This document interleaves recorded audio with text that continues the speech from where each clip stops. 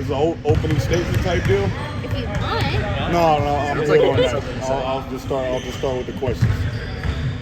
Go ahead, shoot. Who wants to start? Okay, what's it been like everybody tackling you and wanting to know what's going on with the new team? You're the new coach. You've been answering a lot of questions. Yeah, I think it's just part of the process due to excitement, and I'm glad there's an interest, right? It could be the opposite way, and no one cares, and no one has any questions. But our fan base is excited. The community is excited going forward.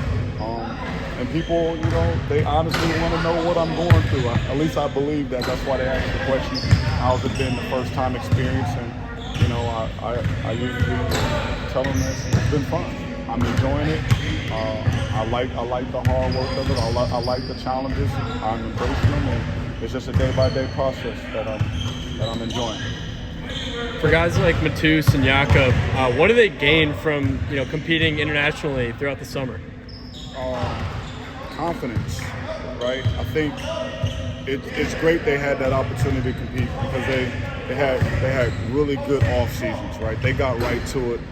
I mean, I can't remember the date of our last game, but within a week and a half, 2 weeks, they were like, "Hey, I had enough time off. I'm ready to get back to action."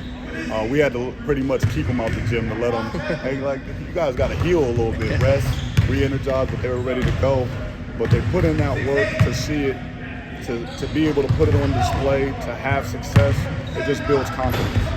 Coach Gamrod talked a lot last year in the preseason about difficulties scheduling.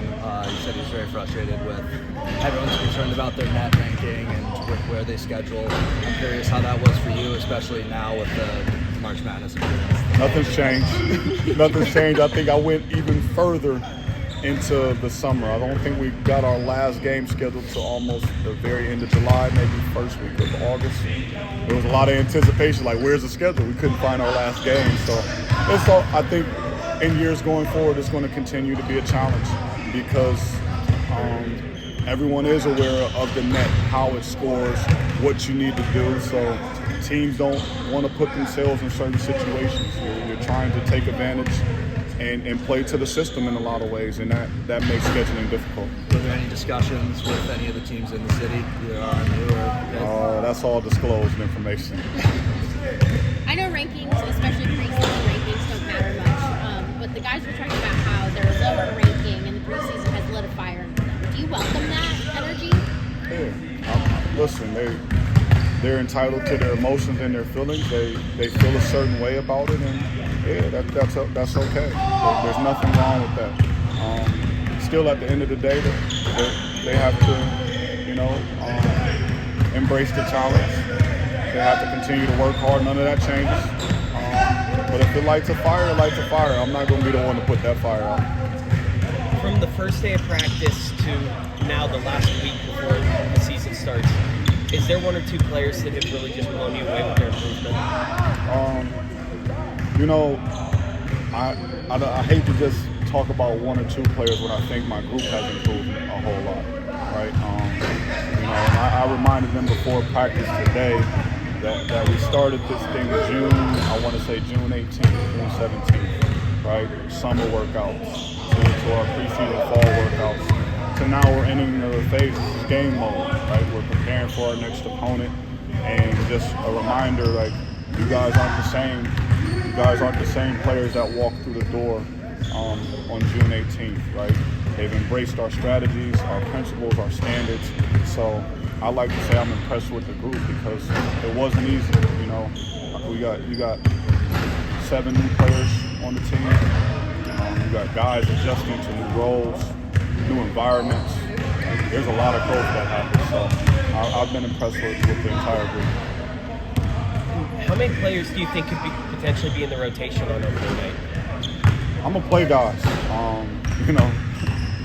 I know we see Coach Dermott, he probably emptied the bench to about 12 at times. I do believe in our depth, right? I do believe we can go as many as 10 to 11 deep. And that's important. That's important for the style we play. We challenge our guys to be tough on the defensive end, to pour in a lot. And we want to run. We want to play with pace on offense. So guys are going to get tired in the midst of that if they're playing at a high level. which they should, right? There's nothing wrong with being fatigued. You just got to recover.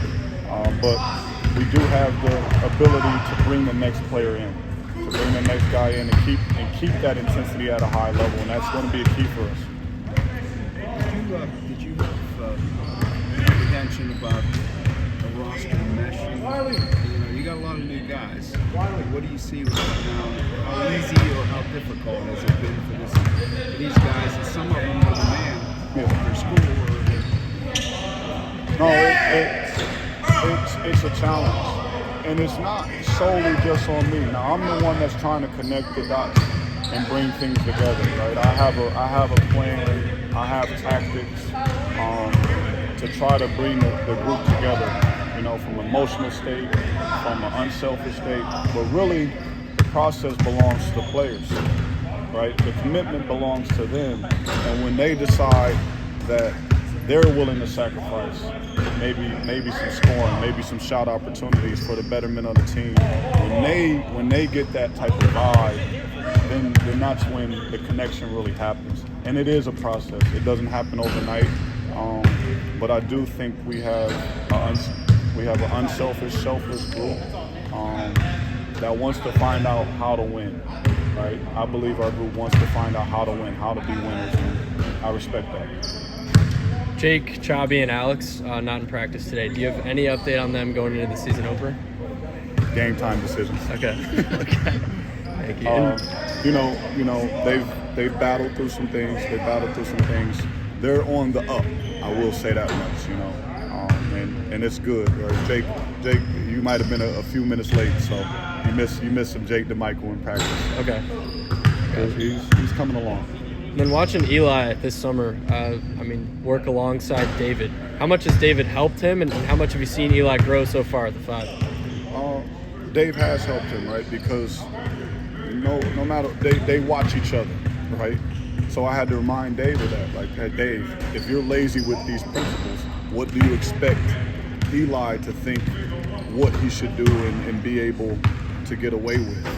And Dave didn't realize that, but he stepped his game up. So he's trying to lead a lot by example. He knows what to expect. He understands the concepts that we have. So Dave has done an unbelievable job this offseason of leading by example. And Eli, he's a high motor young man. He protects the rim, he rebounds.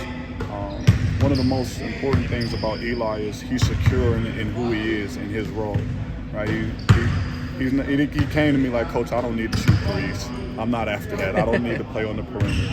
I'm here to rebound for you, defend, protect the rim. And he wants to, dive into what his strengths are. So he continues to improve, and it's been great to have him as an addition to our team.